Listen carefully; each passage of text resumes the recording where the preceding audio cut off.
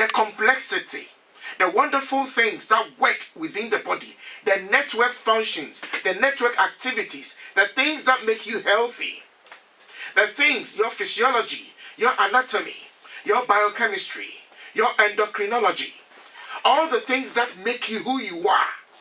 If you understand the way these things operate, you will bless God and always respect your body very well. So you woke up this morning and you are feeling very bad. You woke up this morning and your tummy is blocked or is running. And who do you ask that question? You feel very bad about it and you begin to ask questions. Why is my tummy rumbling? Why is my tummy behaving this way this morning? I'm feeling bad. I'm feeling bloated. I'm feeling very bad. You know, diarrhea or constipated. And you don't understand why. My sister, my brother, you don't understand why. And you are still asking the questions.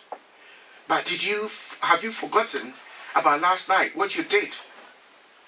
Somebody was eating last night the fufu, the banku, and there was beer sitting next to this food. And he thinks he's living a good life. Beer, wine, brandy. He's taking all these things in addition to that food. You see, if you are eating some of the foods we eat as Africans, remember this one thing. Let's say you are eating banku today. You're eating banku. Banku contains a lot of things. Among other things is carbohydrate. Very, very, very powerful. Very, very, very strong nutrient. And then you are going to, of course, enjoy some meat. So you have meat, and in fact, in most of our soups, the African ones, we have a combination of things. And I'm talking about the cow fur, the wele, you know, that thing. Then you have fish. Then you have meat, red meat, or chicken, or any of those things. Combine all these things, and then we now have our vegetables as well. My brother, my sister, you are going to eat all these things. And sometimes, fortunately or unfortunately, you are going to add something like, let's say, pork meat to it. Now, I'm going to tell you something. All these things have to digest. And they have to digest well before you can have peace of mind in your body. We learned something about the python in biology. And we realize there's something that peculiar, that is or strange, that you can learn about this strange animal is when this python eats anything, when it swallows anything. That's a wonderful bit. It has to go and stay somewhere for weeks. When it swallows, let's say, an antelope in the bush, it's going to stay somewhere quiet. It's going to stay in a peaceful place, a place where nobody can see this animal or this snake lying down, a place it can hide itself from people, to just lie there and allow the body to be able to digest that animal, the antelope it had actually swallowed or eaten. You see the wisdom of creation? You see the intelligence behind all things born or created into this life? Everything contains certain amount of intelligence. And that intelligence is expressed everywhere. Are we using that intelligence enough? That's my concern. We eat these things. We eat this variety of meat. I know a guy, somebody who will just congregate friends, bring friends together on the weekend, and they will cook meat. And I'm talking about variety of meat, different type of things. And they have very powerful, drinks, strong drinks, and they'll be taking these things. You see? Do you know how long it takes for the body even to digest meat? Like red meat, like cow meat. It takes more than 4 hours, brother, sister. For for pork meat, my brother, my sister, it takes about 5 hours to digest. And then, so put all these hours together. Carbohydrate takes about 1-2 hours to digest. Protein takes long, and so on and so forth. And then the fats. One thing I have observed since I started my work over 5 years ago, I mean my research and my practical, my clinical practice, over 7 years ago, a number of years now, as a student and also as a full-blown practitioner, a medical doctor, is many people who have walked into my clinic, especially our people, our African people, most of them have digestive tract problems. Most of them, let me put it down a little bit, most of them have problems with their digestion or their stomach. The stomach, the intestines, small and large, and the general digestion and elimination processes in the body. You know what? When you eat today, the food has to digest. And then after digestion and everything else has occurred, something good, nutrients are taken or absorbed into the other side, the bloodstream, and then what needs to be taken into the cells to be broken down, that is also another process anyway. But then I'm talking about digestion, so breaking it down, and then something else also happened after breaking the food down and all the important things taken into the cells. The rest also go into other parts, and the other part is actually the large intestine. The large intestine, that is where the feces are actually prepared by the body. So when your colon or your large intestine is working well, then of course the body is able to eliminate or get rid of that waste product, which we call feces or fecal matter. It has to go naturally by a process we call peristalsis. That is a wave-like motion that actually moves waste products or even food that we eat. It moves it because, we eat into a long tube. The gastrointestinal tract or the alimentary canal is a long tube that actually runs from your mouth down into your anus. It's a very long tube. So it moves from one quarter to another quarter. You chew, you eat the food, you push the food down, the peristalsis activity will push the food down what we call the esophagus. It moves it to the stomach, and then the activities that takes place in the stomach, there's a lot of digestive activities which also cause for the activity of digestive juices, enzymes, and a whole lot of things. Hydrochloric acid. All those things will break the food down, and then the food is moved down to the small intestine, where further digestion and also absorption will take place. And then after all these activities, then the waste, brother, sister, waste is moved down to your large intestine, where the final process is going to take place. And what is the final process? The final process is elimination. Getting rid of the waste products.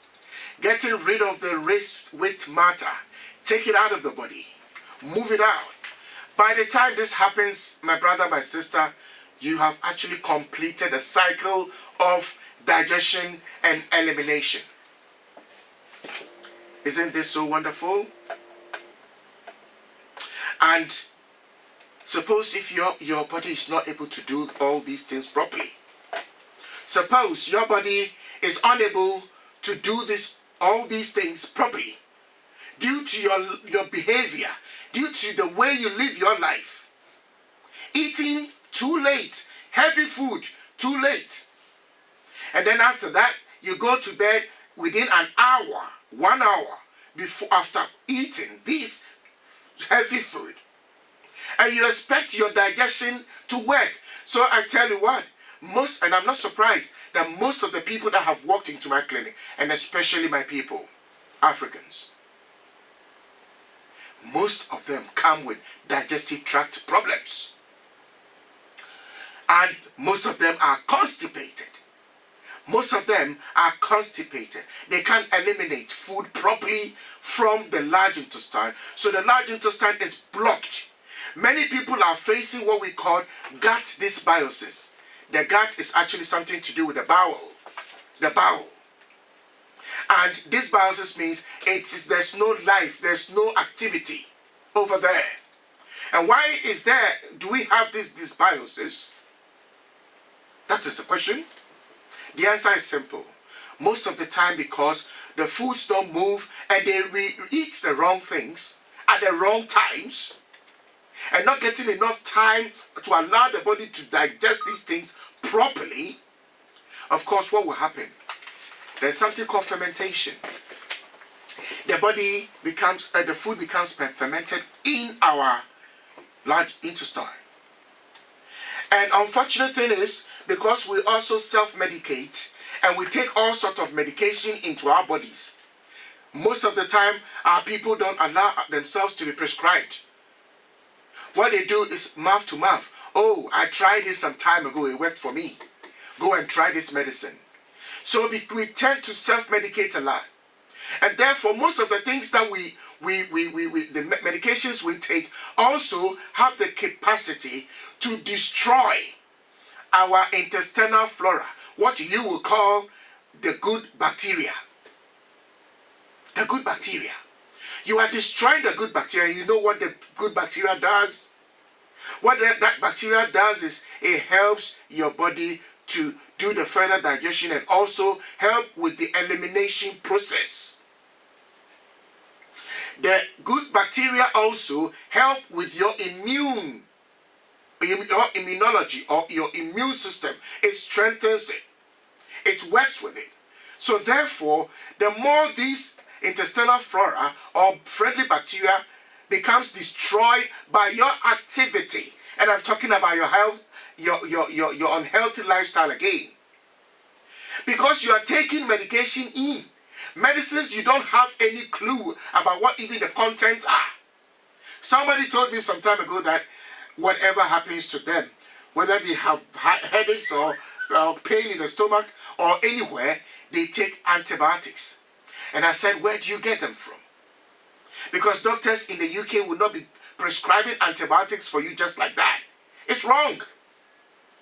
We only give antibiotics for some specific reasons and purposes. And they give you time. They give you duration that this antibiotics has to be taken and completed. So if you are going to take antibiotics for anything and everything, my brother, my sister, you are killing yourself. You are abusing your body. Your lifestyle is killing your body. You're not going to live so long if that is the way you're going to live your life. You don't sleep well. You eat too late. And then after that, you self-medicate. Get every medicine and drink it. Just like that. I'm talking about your lifestyle here, brother. I'm talking about your lifestyle here. I'm very concerned because I watch many people die very young. And then somebody just sits somewhere and say, oh my God, this young man, he found money recently. He found some fortune. And some people, some of these people have killed him. They attribute everything to the devil. We attribute everything to Satan. We attribute everything to spirit. But sometimes we should look close to home. We should look close to home.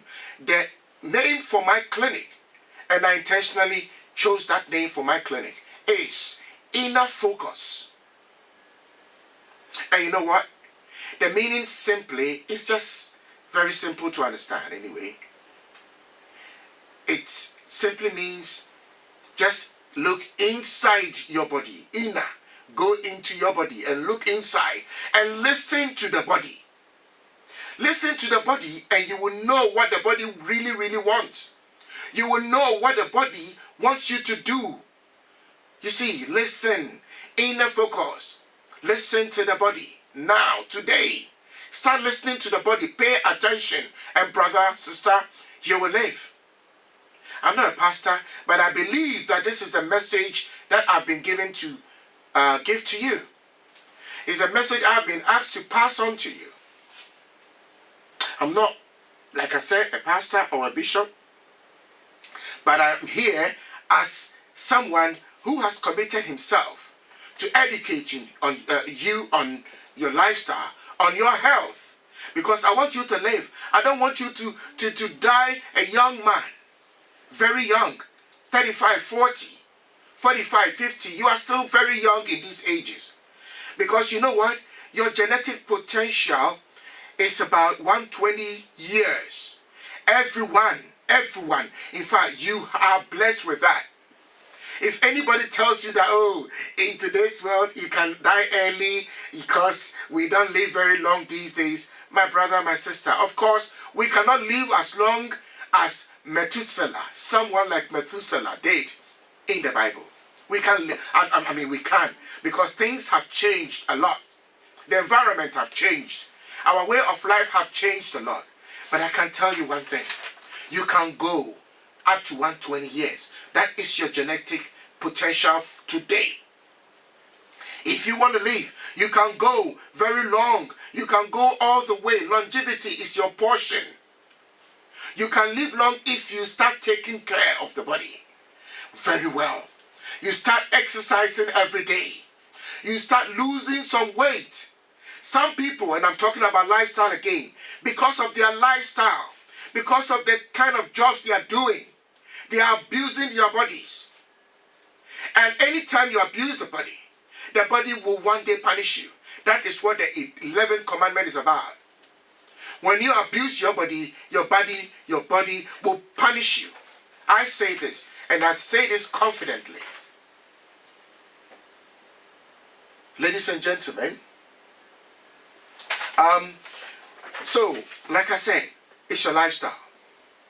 Like I said, your lifestyle is part and parcel, and that now has been acknowledged by even the World Health Organization. It says your health, the quality of life you live, can impact positively or negatively on your health. And I believe that, and I agree with it. So start acting well. Start living your life well. And if you are having fun, brother, think about your body. Whatever it is you are doing, think about the body. The body is like a vehicle. Your body is like a vehicle. My brother, my sister, if you wake up in the morning, ask your body whether it has any fluid or water in it. If you wake up in the morning, think about whether you have got oil. You know why oils are important to our bodies? You see, the person that invented the vehicles that we sit in, moving us from one place to another, they thought about it in a very special way. They used our bodies. You would never believe it. They sat down and thought about it, using the body to compare and to contrast and to set up an idea of creating something. The body. Whenever they want to invent something, they look at certain things. And I can tell you that the human body is one of the things that they looked at. You need water, hydration. You need minerals in the body. Potassium, magnesium, and the rest of those things.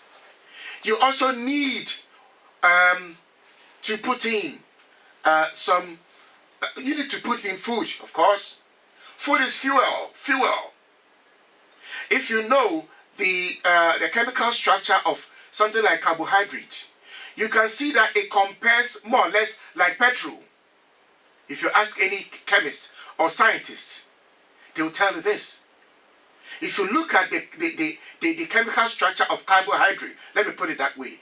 When we did these things in organic chemistry, you can clearly see that when you compare the food we eat and the structures, the chemical structures they have, they compare very clearly. They compare so much to the hydrocarbons.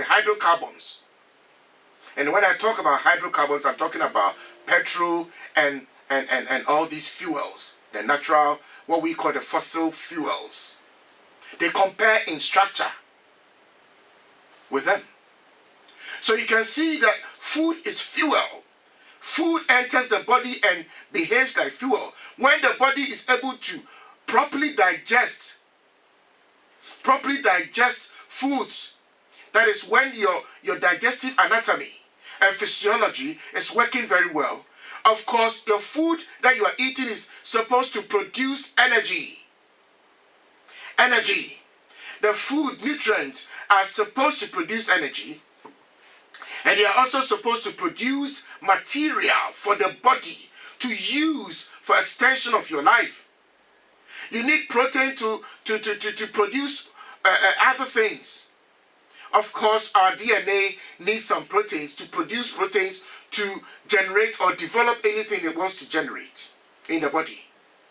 You need these materials. You need all these bio materials. You need all these biomolecules or biological molecules for the extension of your life and for the production of what? Energy. And without energy, we don't live. Because remember, brother, sister, we are energy vessels. We are energy vessels.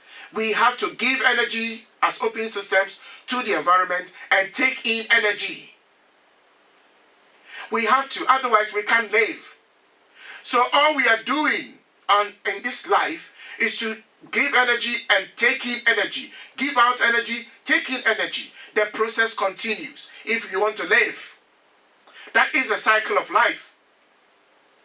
Now ask yourself that before even food can digest properly in your system, and energy can be synthesized in your body, or energy can be produced in your body. Apart from the food you have eaten, and apart from the water you've drunk, which is very essential to the digestion, and further work. The further work I am referring to is the metabolism. After you've eaten and digested, then the food also have to be repackaged and be broken down again for the production of energy. Ask yourself whether you are getting enough and the right nutrients, the right type of foods. Are you eating the leaves, the vegetables? Before you became an omnivorous human being, omnivorous, I mean you eat everything.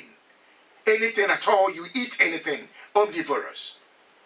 Carnivorous means those who are only eating meat.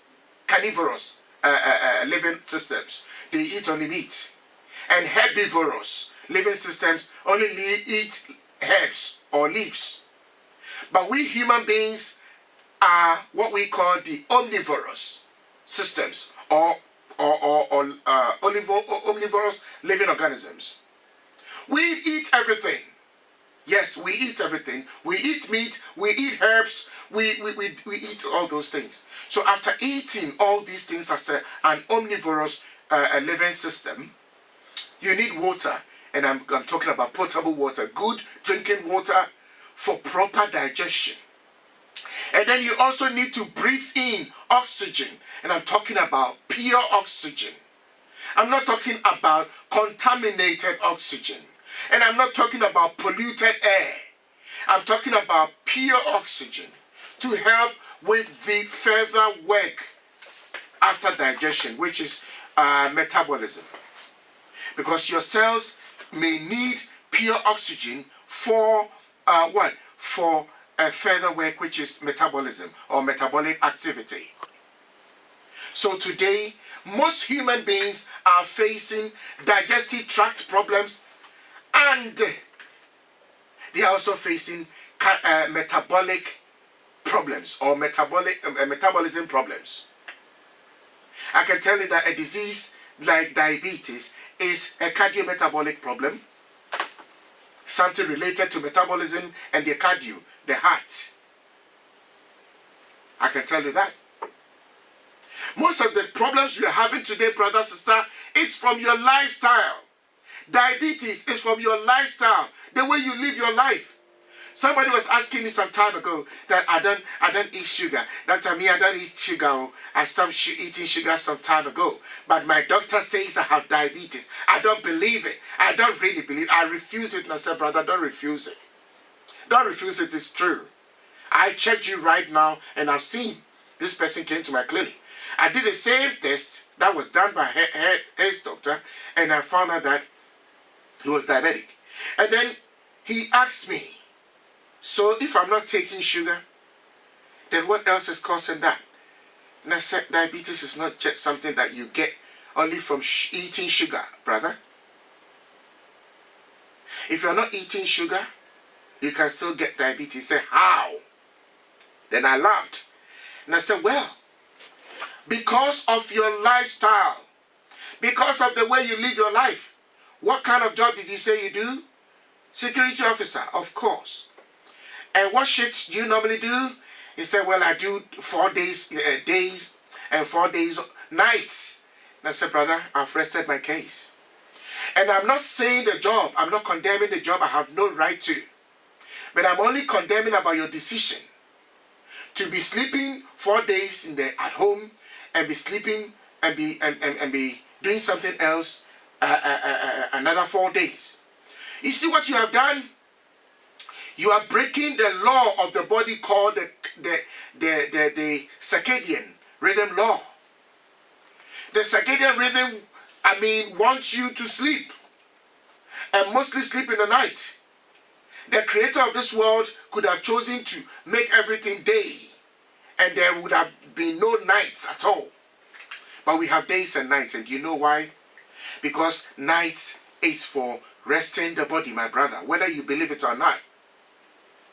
And if for some reason you are not able to sleep in the night, then probably my best advice is try and find enough time to sleep in the daytime.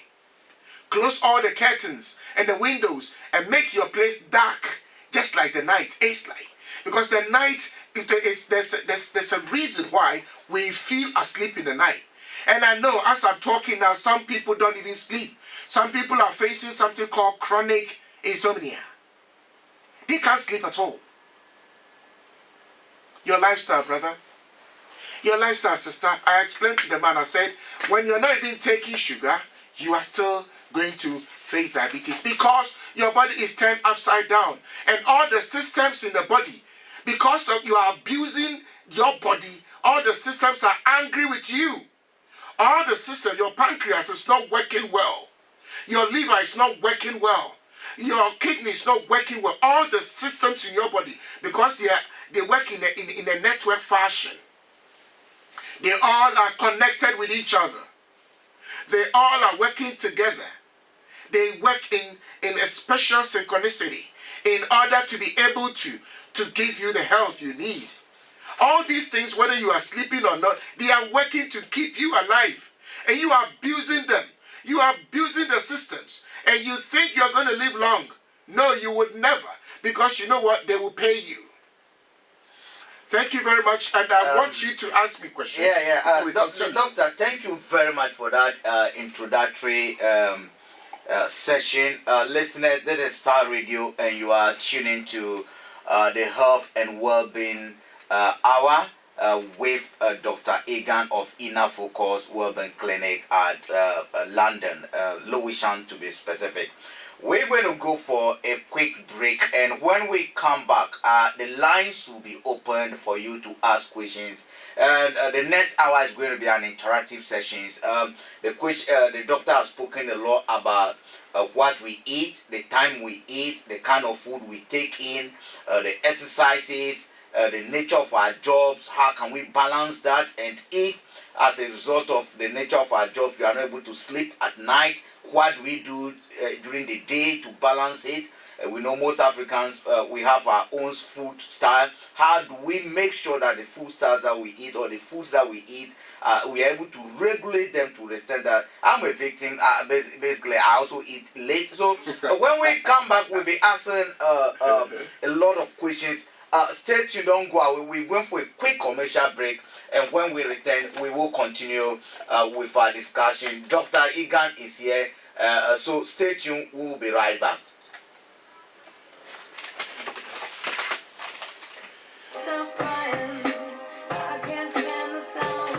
Yeah, it's good.